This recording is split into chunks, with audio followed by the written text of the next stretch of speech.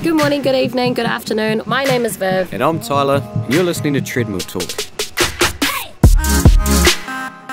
In Treadmill Talk, we'll sit down with industry experts in the world of health and fitness with some good banter and yarns along the way. We're all about nutrition, training and lifestyle, powered by Flex Fitness. Our story today begins with Jake Campus. Now, we bumped shoulders back in 2006. I think it was a nice fit for our podcast to kick off with somebody who's around at day one when we started this whole thing. He's a guy that it's not a job for him, it's something that he's actually dedicated and wants to help people achieve results. And for those people who want to put the work in, he'll give you 100% of his time, his effort. Being a girl that loves the gym too, I'm not the person that takes my nutrition to the next level. I'm kind of a KFC girl on the weekend, but train and eat. So would like to hear how I can change my habits and learn. Our guest today is a university qualified nutritionist. He has a postgrad honours in nutrition. He's a professional bodybuilder, 2015 Olympian athlete where he competed in 3 competitions overseas and placed second. He competed in the Arnold Classic in 2014 where he placed 6th. He has 22 competitions under his belt and he has turned 5 other people pro over his 12 years of being a nutritionist. Now our nutritionist and guest speaker today is Mr. Jake Campus. So welcome to the show, Jake. Thanks for having me. All right, Jake, so to get the awkwardness out of the room and get to know you a bit better, we have what we call the Fast 5. This is where we ask 5 get-to-know-you questions. All right, hit me. So no hesitations, and we're just going to go through these questions. Okay, tea or coffee? Coffee. Apple or Samsung? Apple. Leg day or chest day? Chest day. Adidas or Nike? Adidas. Favourite cheat meal? Sushi. Sushi? Yeah. Really? Yeah. You could pick so much other cool stuff. Yeah, I'm allergic to life, so yes. most things I can't eat. We'll go through that through the podcast if you want to bring can find that out my... Adidas over Nike? Yeah, I'm sort of switching codes, as you can see, with the current get-up. Adidas'd out. Because I would say 12 months ago, I've known Jake for many years now, and I would say it's always been Nike over Adidas in the past. It has. I feel like Nike's kind of plateaued and Adidas has stepped their game up for the streetwear and gym wear. Yeah, definitely. What is the style of that shoe? These are the D-Rups. And Very I'm quite liking snazzy. your shoes, Viv. They've got if everyone could see these, Viv has metallic toe caps. I really am wearing some Tokyo fashion here. These are Adidas Superstars with a bit of steel caps. Let's just say me and Jake have got glasses on in here just to stop the blinding in here. No, that and my enough. future's so bright, so Exactly. Oh, well, thanks, Jake. We're going to jump into our topic, which today is all about nutrition for muscle growth. Oh, my favourite. Okay, so for our listeners out there, Jake, let's just start at the beginning and let's just go through the top foods for muscle growth that we can find in the New Zealand supermarkets. All right, so I'm going to keep it real simple. So most of the foods that are going to be predominantly found in the supermarkets that are going to drive muscle growth, the ones that you really need to know about will be your proteins, okay? So simply put, that's the things that are going to recover muscle tissue. So if you walk around the aisle of the supermarket, the first section that you'll hit will be your meat section. So everybody knows chicken breasts are great because they're high in protein, low in fat, okay? Yeah. If that's a little bit out of your budget, then, skin off thigh and drumsticks are still good, but you want to ditch that skin because there's quite a bit of fat in there. Yeah. Steaks, cut off the fat, so rump steak's really good. Premium or prime mince, that's another good protein source there as well. If you continue your way around the supermarket, you're going to hit the eggs. Eggs are great because they contain protein and fat. If you're worried about the fat content, then you can also take out the yolk and just have the white, but you only get half as much protein when you do that. Moving around further into the dairy section, you have things like cottage cheese, a great source of protein and an easy snack on the run. So that's a good snack idea? Yep, correct. So cheese is generally considered a fat. It does have a protein aspect because it is from a cow, so it's dairy. So generally you're getting like a half split of protein and fat. Whereas cottage cheese, they tend to refine it more, particularly the light cottage cheese. They pull the fat component out of it, which just leaves you with that protein component, okay? So cottage cheese, particularly light cottage cheese, is going to give you a good amount of protein for minimal fat and carbs. And it's perfect to use, on crackers as like a kind of chips and dip feel. Yeah. A lot of clients love to use it like that. half of one of those 250-gram tubs, which is 125 grams, is going to give you about 12 grams of protein, which is the same as about half a protein shake or about 50 grams of cooked chicken. Yeah. Cool. So I'll see you in the office for that tomorrow. Yeah, I'll bring that in. Yeah. Stop going to the dairy. Yeah, damn that dairy.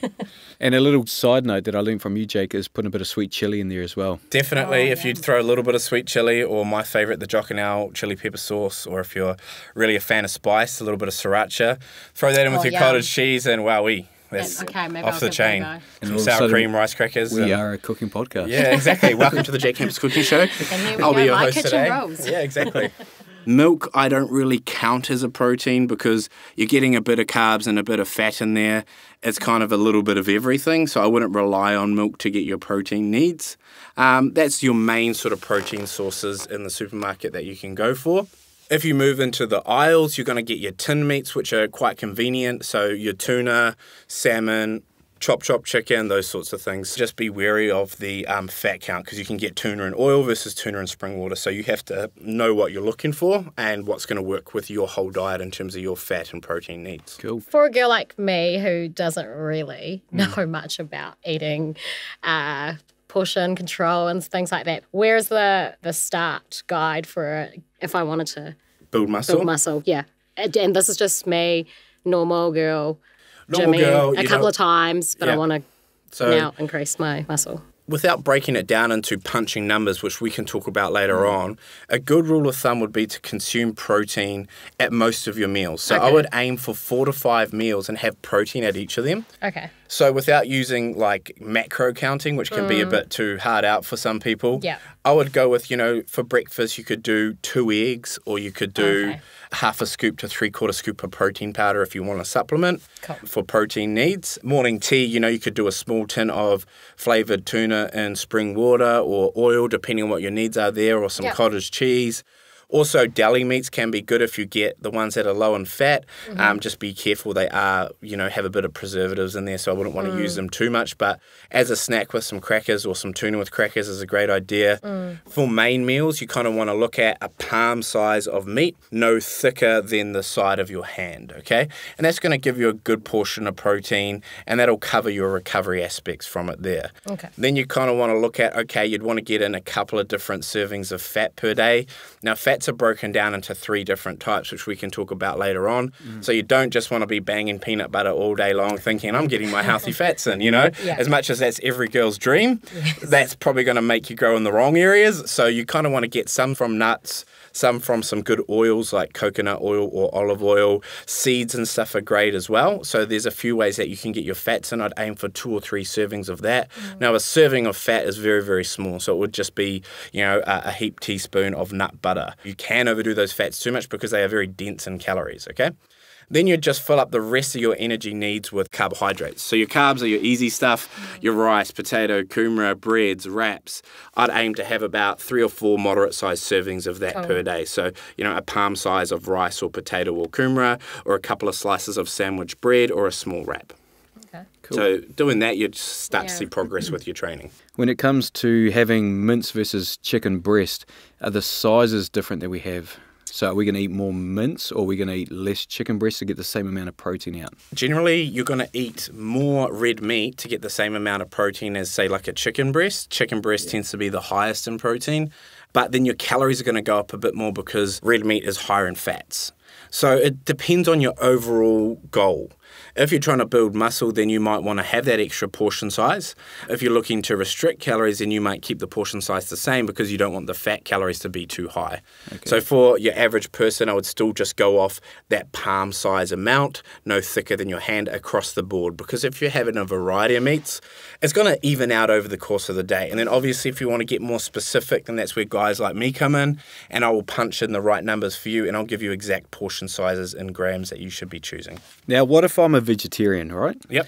Are vegetarians allowed to wear wool and leather shoes? I don't think so.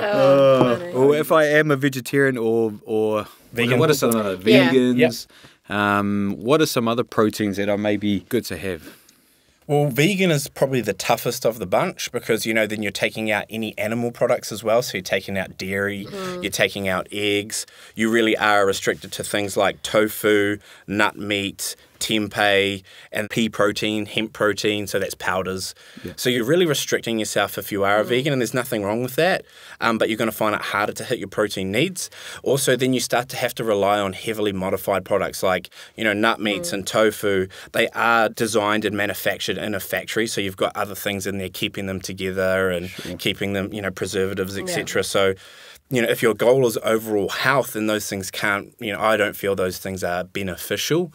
You've got to be careful as well with too much tofu and soy products, particularly being a female, Viv. If you were to go vegetarian, I've seen a lot of women come through and their estrogen levels are very high because of all the soy products they're consuming, which messes up their menstrual cycle and has a host of other side effects. Sometimes we do program using legumes and chickpeas and stuff, but they're what we call incomplete protein, so they don't have the full amino acid chain to recover muscle tissue, and they do have a portion of carbohydrates. So if you are going to use things like legumes and chickpeas, you kind of have to know what you're doing with the rest of your diet to make it all work together, because without that, it's going to be an incomplete protein and not recover you. Being a vegetarian, much easier because you've got dairy products like cottage cheese, egg. Those sorts of things can go a long way to make your diet more interesting. So definitely easier being a vegetarian than a vegan. At Jake Campus Nutrition, we program for everyone. So we do have a ton of vegan and vegetarian clients that are getting great results. It just generally means a more restricted diet. Awesome, thank you. That is a lot of information right there. Now, there's a few sort of myths out there with protein. Plenty of myths. Plenty of myths out there. Yeah, true or false? Pretty much a myth buster, so. Good. Want to be a Ghostbuster, but, No, okay. Didn't quite make that. Didn't make the Didn't make grade. the cut. Yeah, didn't get the backpack. Oh, no. In terms of timing for protein, does it matter what time of the day I have protein? Is it better for have higher protein carbohydrate meals in the morning and then taper it off as the day goes on? So what's the lowdown? Good question. Is that very good question? So let's start with protein. If you are the type of person that you just eat whatever you want during the day and then you have a train and then you slam a protein shake and think, I'm covered. I'm going to be huge. You probably have... That doesn't work? It doesn't work like that, okay. So the first thing is sort of your net protein turnover. So what that means in basic terms is, are you getting enough protein throughout the day to hit the needs of your body? And that can't be at any one time. So first of all, net protein turnover needs to be covered. So that's worked out based on a gram amount. So how heavy are you, Viv? Ballpark. Gosh. I know, girls. This is a really tough question. Do you want multiple choice? I'm sweating. Is it really hot in this It's really booth, or- sweaty. I'm about 53 kgs. So if you were sedentary, you'd have between 0.8 and 1 gram of protein per kilo of body weight, okay? So for you, that's going to be around about 50 grams of protein per day. Okay. Now that you start training, you can move that up from 1.2 to 1.8 kilos of protein 1.2 to 1.8 grams of protein per kilo of body weight. So once you meet those needs, that protein needs to be spread out over the day. So if you follow those initial sort of guides that I gave you of just approximate portion sizes, you will cover those costs as a female. And as a male, if you're sort of consuming the portion sizes relative to your own hand. Now, if you want to break it down and get super precise, that's obviously where I come in. But if you do that, then you're covering the first base. So first of all, you need to be consuming protein throughout the day because your body turns it over. That's called protein synthesis throughout the day. So it is important to have that spread. Second of all, you do really want to get a fast digesting protein in after a workout. So that's when your protein shake would come in handy because initially that's going to get absorbed quickly, kick off recovery. For carbohydrates, you definitely want a spread of carbohydrates around the workout, so before and after and breakfast, but the other times of the day it's not as essential as having that protein throughout the day. Now, so we talked a lot about protein to date, okay? So tell me, what are some of the telltale signs that you are overdoing it with protein? So let's say Viv decides to eat my diet, all right? Yep. The first thing she's going to experience is what we'd like to call a food baby. Right. So you're going to have a very bloated tummy because you're not going to be able to digest all that protein, okay? So that'll be the first thing is bloating and sort of poor digestion. The next thing would be, excuse the sort of toilet words, but you'll be constipated because you won't be breaking down that protein. Protein's very hard to digest. So over-consuming protein, those are the two key signs that you're probably overdoing it. Yeah. One more. Everyone's probably aware of the protein farts. They are not a myth. They are a real life thing. I've smelled them. And terrible. But that generally is just your body's just not using it, so it's converting it into gas. Or you're getting a poor quality source that your body isn't like agreeing with. So some people, they buy cheap protein powder and they aren't breaking it down properly, so the byproduct is gas, and then there you go. And there's really insert protein fart. Okay, that's very interesting. Yeah, so you can just blame your protein from now on. Yeah, I will, especially when I'm in a stupid cheap class protein. or something. Yeah, exactly. I'm like, why did I buy this? Yeah, exactly. There is an upper limit to protein. So a lot of people think I can just smash protein shakes or smash, some extra chicken if I'm hungry. Hell yeah, that's better than eating a chocolate bar, but it still can be converted to body fat. So unused protein will be converted to glucose, which is carbs, through a process called gluconeogenesis, which is the conversion of a non-carbohydrate source to a carbohydrate. So if you overeat protein, it will then convert to glucose. If your body doesn't use that glucose, it will then store it as body fat. So yes, protein can make you fat. Is it a better option if you're craving something super sweet to have a shake over, McFlurry? Hell yeah, Okay. Stay away from those golden arches. All right. Yeah. So in can't essence, have what a you're free saying, food. it's not a free food. Yeah. It's Protein not a is free food. I can't just drink it and hope I'm going to be skinny. Exactly. And what happens if you don't train and you just eat heaps of protein? Your body will just store it as well. So that training is required to initiate that muscle growth response, okay? It's not going to happen without the work. The smaller you are and the less you train, the less your protein needs are. So that goes back to that initial conversation saying, 1.2 grams of protein per kilo of body weight. So 1.2 grams of Viv's 53 kilos and 1.2 grams of Jake's 110 kilos is going to be a greatly different number, double essentially. Yeah.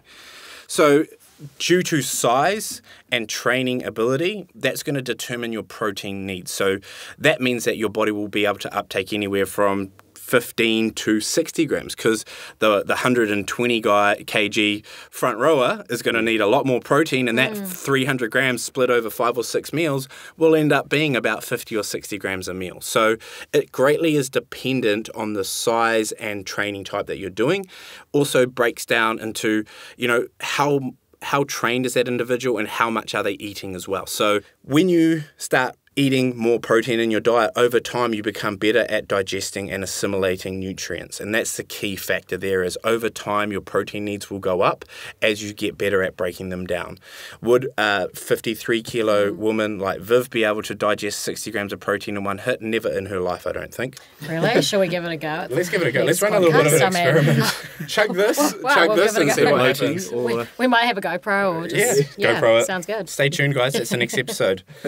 But yeah, essentially that's what's going to happen is over time, as you get bigger and as you train more, your protein needs are going to increase. And that 60 gram number is just definitely a myth. Okay. So if I was training for a long time, say if I was to take 100 grams of protein, like take 3 scoops of protein in a shake, would I be able to digest? Are we talking about you specifically? Yeah. Nah, bro, you're too small. It's deep. Well, we need to cut that out in the edit. We need to cut that out. That is great. So once again, we'll rewind back to that initial protein over the whole day aspect. Yeah. So if your net goal is 300 grams and you're taking 100 grams in one serving, that's definitely too much. I would be splitting it across the board in even servings over your day. Okay. Would be the best way to do it.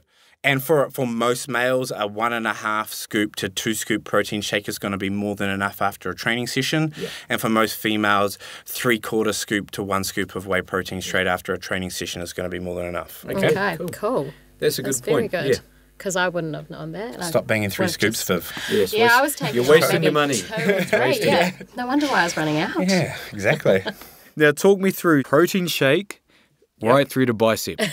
See, Tyler, there's this very fast train. This is Okay, so let's just break it down let's break it down a little bit. So when you're training, that is when your body is breaking down muscle tissue. So it's priming the muscle to absorb nutrients. Yep. That's when the damage is being occurred. So let's think of, you're on the beach, you're digging a hole. You dig that hole nice and deep. When you eat protein, it's essentially filling up that hole. That's recovery. Got it? Okay, yep.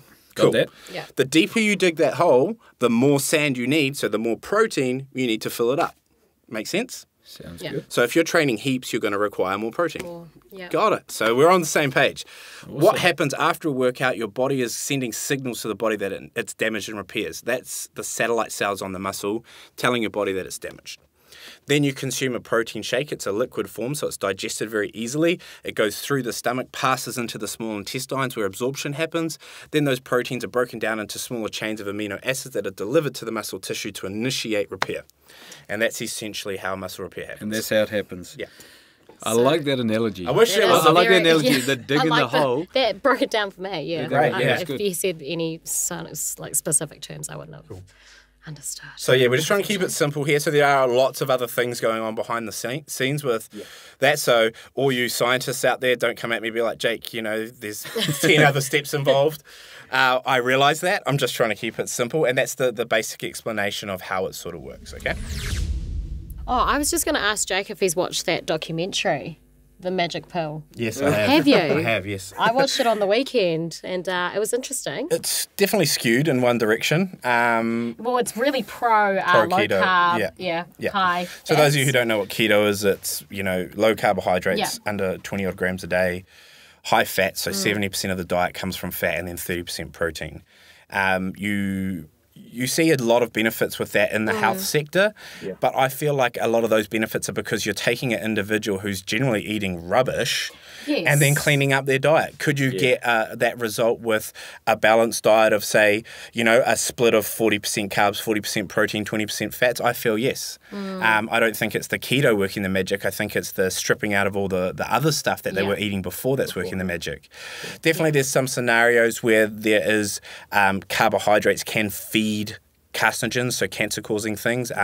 So staying away from those refined sugars is always something you should do because they can feed gut bacteria, cancers, they can cause diabetes and stuff like that. But I don't think eating some kumara or some brown rice is going to make you super sick or anything like that. So I think there's definitely a role for a balanced diet. Yeah. Yeah, cool. Actually, you touched on a couple of good points there, even talking about carbohydrates, refined sugars.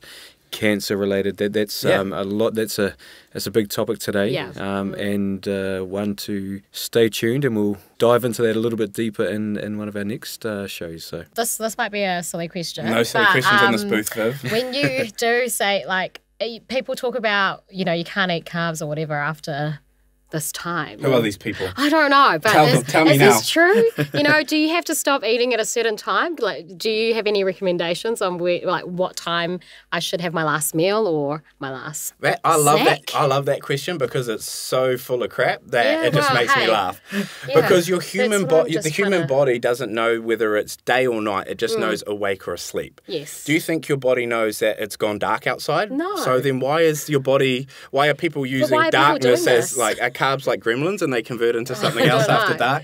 I don't think so. So really what it is it's just a way for people to restrict energy. So by saying, hey, stop eating carbs after dark, you're obviously going to restrict your energy intake, therefore you're going to lose weight.